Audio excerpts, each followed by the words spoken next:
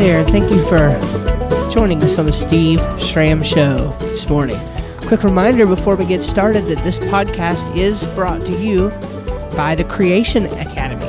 This is our online learning experience where you can go and download courses from us that we teach specifically around subjects in young age creationism. We teach a lot about the science, we teach about the theology, and things of that nature. We're still growing, of course, the main academy, and we have some courses out there now. We're continually adding more courses as time goes on. So we should go ahead and check those courses out. Also check out our Creation All Access program. That is now available for $34 per month. That is $34 per month. You can jump into the All Access program and get you access to the Facebook group and also to all of the courses we make available in the future.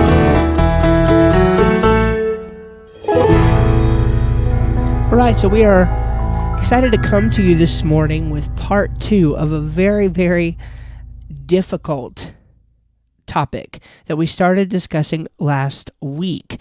And we're dealing with the issue of abortion. We're talking about the pro-life case, really. We are fighting for the unborn. And that's really something about being a Christian, is we don't take any selectivity to the life that we claim is valuable. Now, of course, there are those who come in with their own ideologies in the name of Christ. But if we're talking about classical Christianity, if we're talking about values according to the views which Christianity itself puts forth, that is what the Bible teaches, what Christ taught, if we're talking about that, then we're talking about the notion that all human life is valuable. And what we talked about a little bit last week is that we understand that science has definitively and observably shown that when a fetus, which fetus is just a Latin word meaning baby, it is a baby of whatever the kind of thing that it is, and it is a baby human. So, there's some certainly a common sense element there. But we understand scientifically that from the moment of fertilization, what we are dealing with is simply a very, very small human. In other words, it doesn't change from one thing to another. It merely changes in some of its properties. And what we're going to talk about today, first of all, we are going to go back and just real quick review a little bit about what we talked about last week. We're going to review a little bit of that to give you the right context. And then we're going to talk about defending the premises, really, of the pro-life syllogism that we gave you last week. And that defense is going to heavily involve this idea that what we're dealing with is a human being. Scientifically speaking, ethically speaking, biblically speaking, in any sense you can talk about what an unborn baby is, you cannot escape its humanity. And so, of course, we can just segue right into the review by saying that the pro-life syllogism that we gave you last week went as follows. It's morally wrong to take the life of an innocent human being without proper justification. Premise 2, abortion takes the life of an innocent human being without proper justification. Therefore, abortion is morally wrong.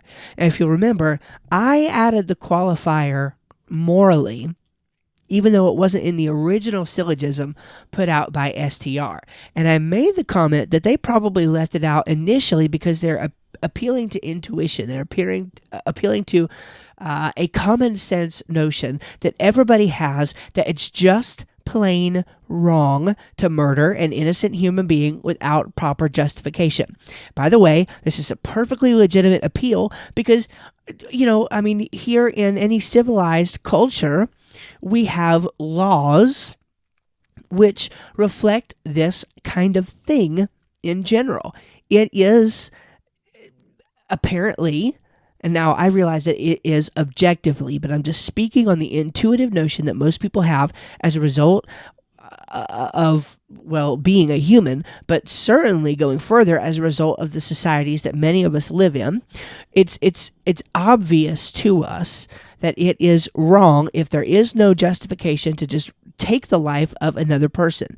All right, we realize that that is something that is morally wrong because it is punishable by, in some states, death. It's called capital punishment. So it's punishable certainly by prison, and other sorts of things, including death in some cases. An eye for an eye. Okay, so what we have to do then is realize that this is an intuition that's available to everybody. Now, I added the qualification to say morally, that it's morally wrong.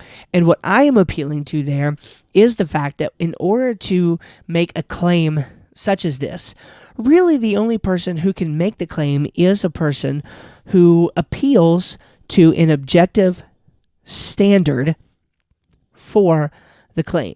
In our case, and this is not a defense of the moral argument, we could certainly talk about that sometime, and I'm sure that we will, but in our case, we have a proper moral justification because morality is the kind of thing that can be grounded in God.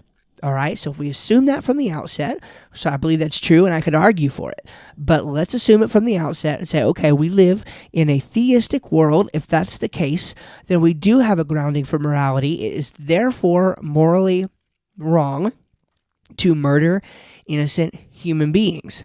All right, and then from that, you have a couple questions to ask. What is a human being? What is proper justification? And we didn't get into those questions last time. I just gave you kind of a basic overview and gave you that syllogism. So thinking about that question further, I want to get into a defense for the claim of the premises.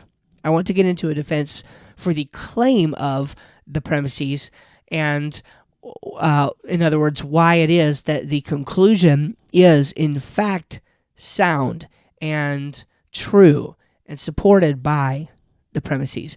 But before I do that, it might be helpful to clarify some of the actual terms within the premises themselves. And really, the ones that I have in mind there are innocent human being and proper justification. Now, this is difficult, and I'm not going to pretend to have all of my thoughts worked out on this, because I don't. So if I speak imprecisely on something, feel free to correct me over in the Facebook group. You can get there by going to steveshram.com/community. It's free. Just ask to join the community. You can go over there and join in and give us your answer, okay, to this question. Or your challenge to my view here. But I want to talk about real quick an innocent human being and then proper justification to the best of my current knowledge and ability. So when I think about an innocent human being, this syllogism is not describing theology. Let me say that again. This syllogism is not describing theology. So we realize that as humans, we bear guilt. All right, from a Christian perspective. Now, in a sense, this is my defense of this premise to a Christian who would say that there is no such thing as an innocent human being. I'm just providing this clarification that we're not talking about a human that is bound by original sin, for example, anything of that nature. I'm not talking about somebody who is morally culpable before God, because in that sense, every single person is. There is no such thing as an innocent human being in that sense. So we're not talking about theology. We're not talking about theology.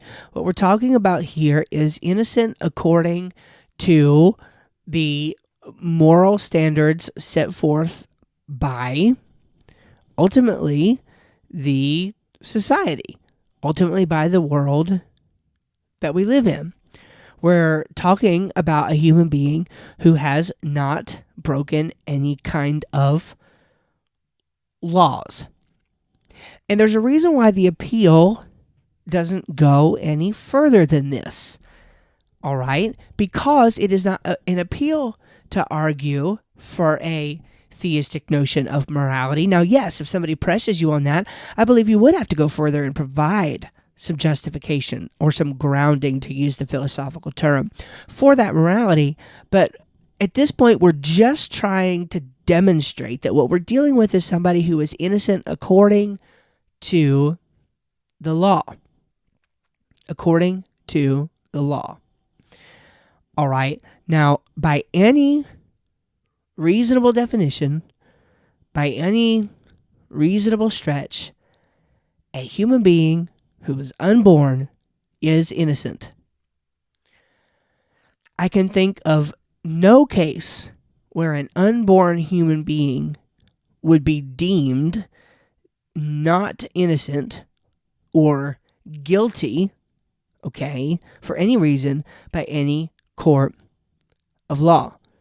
Okay, this person has not violated us. There's no, violation of any kind of golden rule, of any kind of law set forth by society, of anything of that nature.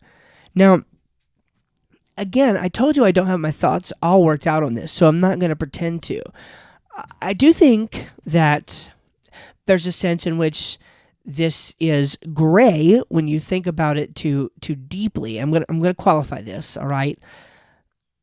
And this is why I think that the argument is appeal to intuition. We understand what everybody means, generally speaking, when we talk about an innocent human being, okay? But we have to clarify a distinction, because we're not saying that we can't be saying that it's an innocent human being with respect to a sin nature, because everybody is born with a sin nature. But that child, even in the theological sense, the unborn baby, has not even been in the world, is still developing, has not had the ability to commit a act of sin of any kind. So in that sense, we are also dealing with an innocent child, even theologically. Okay, so I'm just trying to be really, really careful and make my distinctions. I think this is obvious on an appeal to intuition, but we're going a little deeper than intuition here, trying to understand this. So in what sense is the child innocent? Well, the child is not innocent, I think, in the strictly theological sense that everyone is born a sinner. That everyone is a sinner who is human in virtue of their human nature. Death passed upon all men. Romans 5:12. Sin and death after the entrance of sin into the world. So I just don't think that there's a legitimate argument to be made that in the strict theological sense that the baby is innocent. Okay. So I'm sure there are plenty who would challenge me on that, and if you want to, fine, go ahead. But that's my current view and understanding. Okay, so then the next sense is whether they are innocent with respect to having committed any sins against God. From everything I can tell, there is no sense in which a unborn child could commit an act of sin against God. So in that theological sense, the child is innocent. Okay?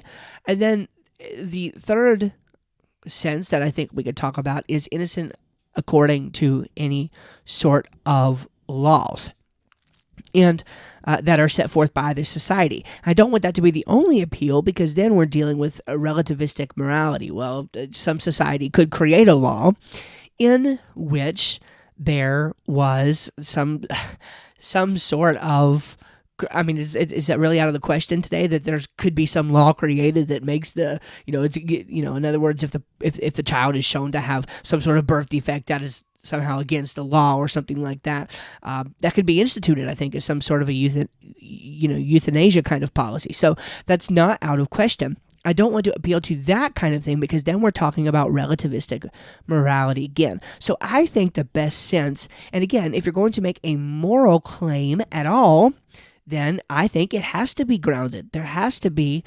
justification for that, and we have that on a theistic worldview. So I do think that for anybody to make a moral claim without being able to back it up with that sort of justification is absurd. But on a worldview in which a moral claim is possible, then absolutely we have a standard to appeal to. And I think the best way to think about this within the respects of the argument is to think about it as an unborn child who has not committed any acts of sin against God, and in addition has not broken any laws set forth by their society. But again, we realize that societies can at best give us some sort of relativistic morality. We have to have ultimate grounding for that. I do think that the morality of the United States is the most like that set forth, at least the foundation for it, is the most like that set forth in the Bible, which, because of the nature of the worldview it teaches, can have justification and grounding for morality. So I think that the United States, in our current context, is probably as close as we're going to get with respect to society with an understanding of the term innocent. So again, that's if we look at the deep philosophical considerations. Past that, we understand that we're dealing with an innocent human being just by intuition. Okay, now, without proper justification. When I say proper justification, what I am referring to is, and I've actually used the term justification synonymously with grounding here. I used that term talking about morality, but now what I'm talking about is without proper justification, without basically morally sufficient reasons to do so. Now, this isn't grounding, but this is justification morally. For example, are you morally justified in taking the life of an intruder into your home who was merely seconds away from pulling the trigger on the gun that was going to murder your wife and children? Think about that. That's a complex issue. Is one morally justified? Well, again, there are those who are going to, talk about and appeal to violating another's rights, violating another's property, things of that nature. We could get into the law and the politics of that, but what this argument I think is referring to is, if you are in the case of going to war and there are casualties as a result of that war, you've got people who are trying to kill you or take out even your nation, or you have got a scenario where a strike that was intended to kill an innocent or a human being who, by all respects, by all accounts, is not innocent, and it ends up taking the life of someone who is innocent, that at least may be considered something more like the killing of an innocent person with proper justification. Those kinds of things. But there is seemingly no proper justification that is involved when we're talking about the killing of an innocent, unborn human baby. Now, in a minute, I'm going to talk about something called medical necessity and demystify that term for you a little bit. So I'm not going to go into that all right now.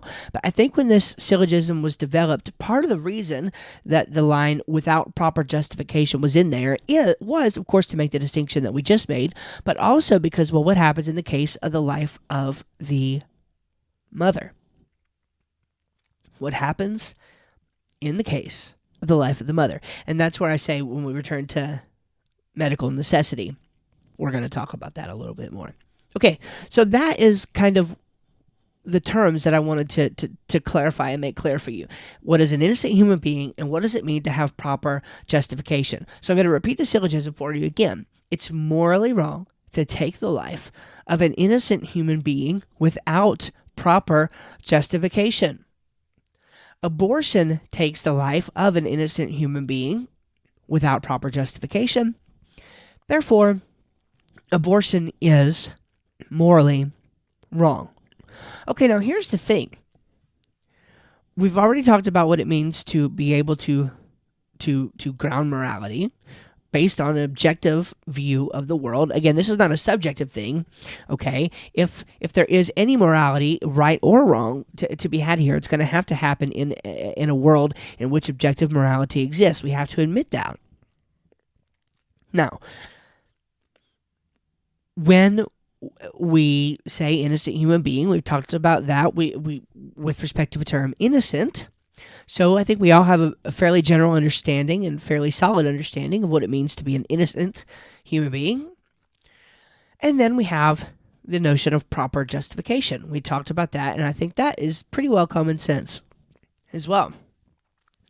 Now, the final really question about that is that we haven't explored. The only thing that's really left to defend in the argument, in order for it to go through, is whether what we're dealing with is a human being.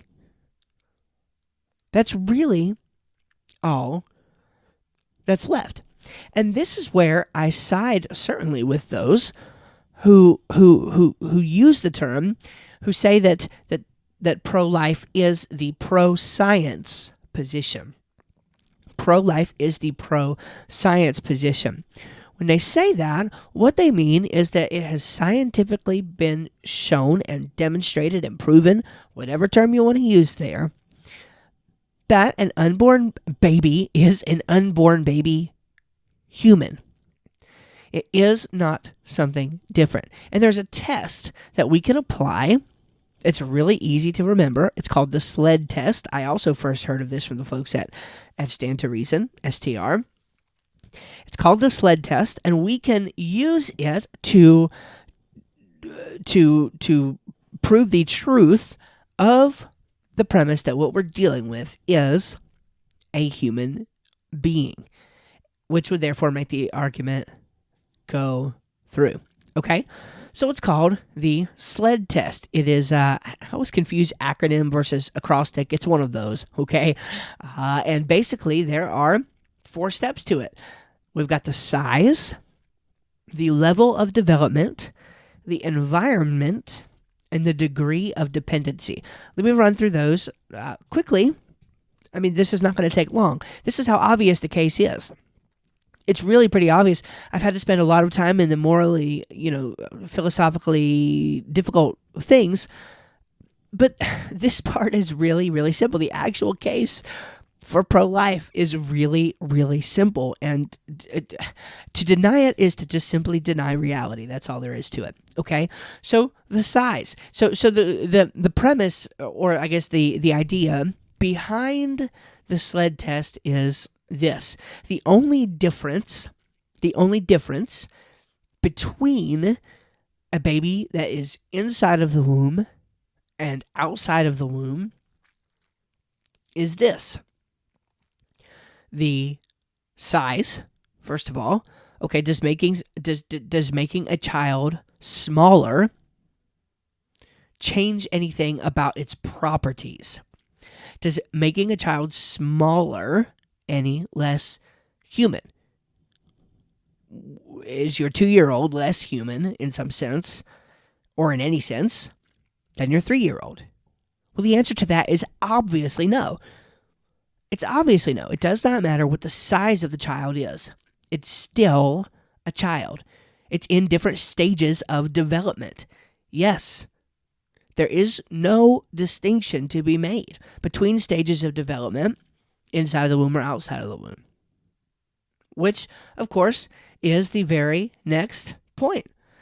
What about the level of development? Okay, the size and the level of development is the very next point. There is no difference. It does not mean you are more human when you were 3 than when you were 2, or when you were 33 than when you were 22, and so on and so forth. There is no difference there at all. You are still a human. The baby, the person, they are still a human. No difference.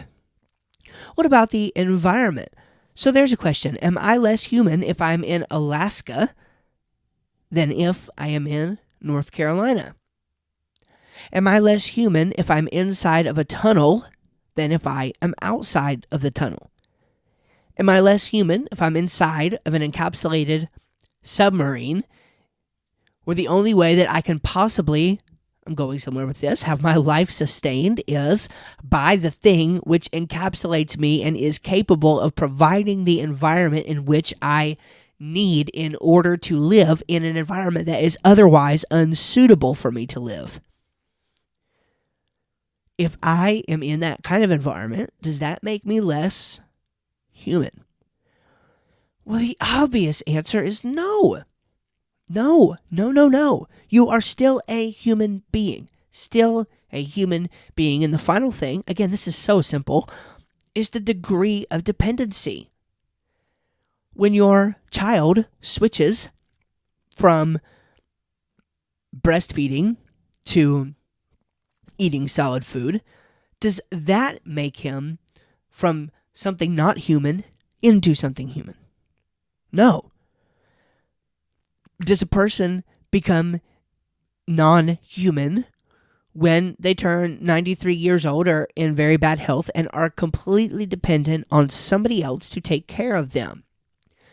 No, it's obvious in any of these cases, the size, the level of development, the environment, and the degree of dependency, it is obvious that in all cases, what we are dealing with is a human being. And that's why humanity, according to science, is, well, that's just what it is. It is humanity. Science has shown that a human being is a human being. Now, this particular episode is not going to go into infanticide, but the reality is that very recently here in the United States of America, senators struck down a bill which indeed would have basically made infanticide illegal, and they struck it down. They struck it down. We have governors, most recently the governor of Virginia, on record saying that essentially if a baby is born and has complications and the desire is still for the baby to be terminated, that's going to be okay. We have all these things going on. And so the slippery slope here is very, very real. I mean, and once you get to that point, it's almost like the sled test doesn't even matter anymore. And again, that's where the issue does transcend from science into philosophy. From science into philosophy. Because if it's not actually morally wrong to do any of this, then science can't answer the question. If it's not morally wrong to take, but you see how it's kind of a reductio ad absurdum, though. You see how that this syllogism helps us actually to show that it is wrong to take the life of an innocent human being without proper justification. Premise 2 can be substituted. If premise 1 goes through, it is true that abortion is the kind of thing that does that, but there are other things that do that too. So that's where the philosophical grounding for the argument is necessary. Because once you approve infanticide, once you say infanticide is okay, infanticide takes the life of an innocent human being without proper justification. But what difference? The difference is even easier to. Or how do I want to say this? In other words, there's a sense in which when a baby is already out of the womb, at least you can see it, and you can see it growing right before your eyes. In that sense, it's even more obvious, I guess I should say, that what we're dealing with is the same kind of thing. There is no difference. It's still a human being. Now, that's true when inside of the womb. And by the way, I don't think I fully parsed it out. When I say the degree of dependency, we've realized that, yes, the unborn child is dependent on its mother, of course. But I just wanted to state more clearly that that doesn't make it less of a human. That's where the submarine analogy and illustration was meant to be helpful. Without the sustenance provided by the submarine, the person living inside would not be living. They would be dead. Okay, so you are dependent on that in that point. In much the same way, it's not a perfect analogy, but in much the same way as an unborn child is dependent on its mother, it is still a separate kind of organism. Okay, it's a separate human being. All right, so the slippery slope is real here. And so the good news is that this argument is able to demonstrate that abortion, infanticide, indeed any killing of an innocent human being is wrong without proper justification. Okay. Real quick before we finish up, I want to go through some important terms with you. And there are lots of terms I think that we could go through here, but I decided to choose just 3 to really help explain and demystify this, because these are 3 very, of the most common things that come up in these kinds of conversations. So first I want to talk about conception and fertilization. Conception and fertilization. On the traditional definition of conception, it is very true that a human being is human from the very moment of conception. However, some people have tried to explain that away, and not explain it away, but actually define it away to redefine the term conception. So what I have chosen to do, along with others, is sometimes take that clarification further to the point of fertilization. From the moment the egg is fertilized, what we're dealing with is a human being. In fact, it's my understanding, and I'm willing to be corrected here, but it's my understanding that from the moment of fertilization, the human essentially has all of the DNA at that point that they are ever going to have. They have the building blocks to make up the life that in other words, that what I mean to say there is that they have the DNA that's going to determine the properties and the characteristics and the features of their life right then and there. Okay, so sometimes I think it might be a helpful clarification to say that life begins at fertilization. Life begins at fertilization.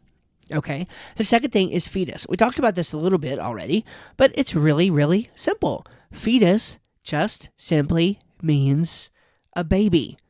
It's a human baby. As a matter of fact, if you Google the term, you are going to find this, even on the first thing of Google. On Google, the Google definition that comes up first thing says, an unborn offspring of a mammal, in particular, an unborn human baby, more than 8 weeks after conception. Okay, so it is a level of development. It is a level of development that we refer to, the fetus. Okay, now, yes, it is a different stage from an embryo, but it is still a human being. It's part of the fetal stage. Okay, so understand that's all we're talking about. We're talking about an unborn human being. It doesn't mean it is a clump of cells. It doesn't mean it's a different kind of thing. It's just a word that is used to help describe the stage of development that they are in. But that doesn't negate the fact that we're dealing with a human baby. And I think most would probably admit this, but there are some who haven't looked deeply into these issues and simply repeat what they see others say, and they might not be so sure about that clarification.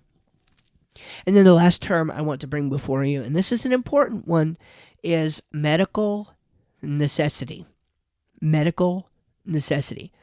I could march a parade of doctors in front of you who will 100% verify that there is no such thing, hear me now, as a medically necessary abortion.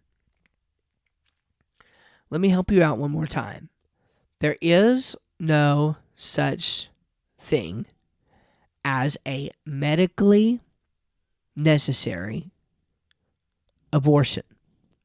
In other words, if it's deemed necessary that there is a threat to the mother's life or something of that nature, that it's either the baby or the mother, then they may have to do an emergency C-section and deliver the baby early, and this might result in the death of the baby.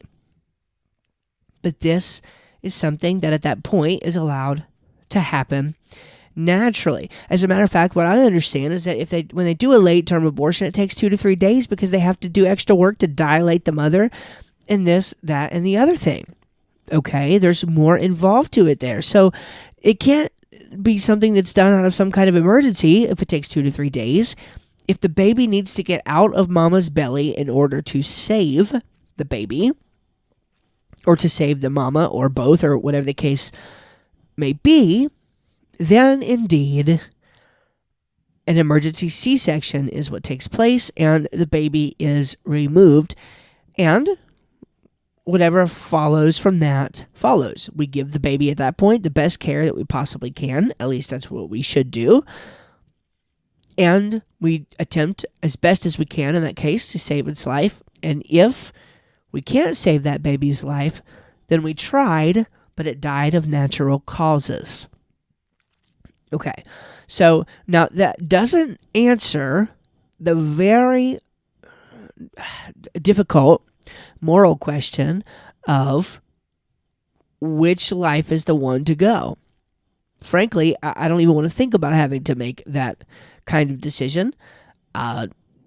My wife has indicated to me in a heartbeat that if it's between her or her baby, there's not even a question that her wishes are that the baby is the one who gets to live.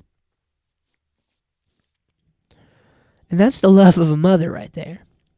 I commend her for that.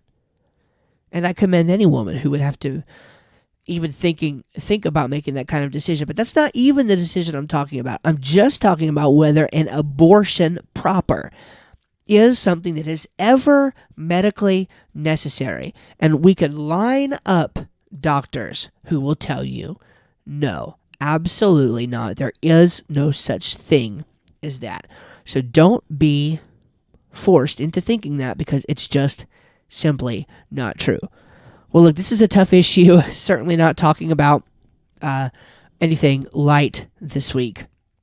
But I pray that this has helped you, given you a little bit of clarity about how to make the case for pro-life. Again, really, it's a pretty simple case. It's pretty airtight because you can get there with good formal logic, and it's the premises are based on intuition, and for the most part. And so I think it's an easy case to make, but it's not easy in the sense that so many people, well, their moral compass is just off, because really what's happening is they're being consistent. They're being consistent with the worldview that they have. They're being consistent with their humanism, and of course, with their rejection and denial of God. Now, they are not being consistent with respect to other kinds of views and causes and charities and things of that nature they support, and that's a whole other issue that I'm not going to get into today because I'd like to keep my blood pressure at a reasonable level.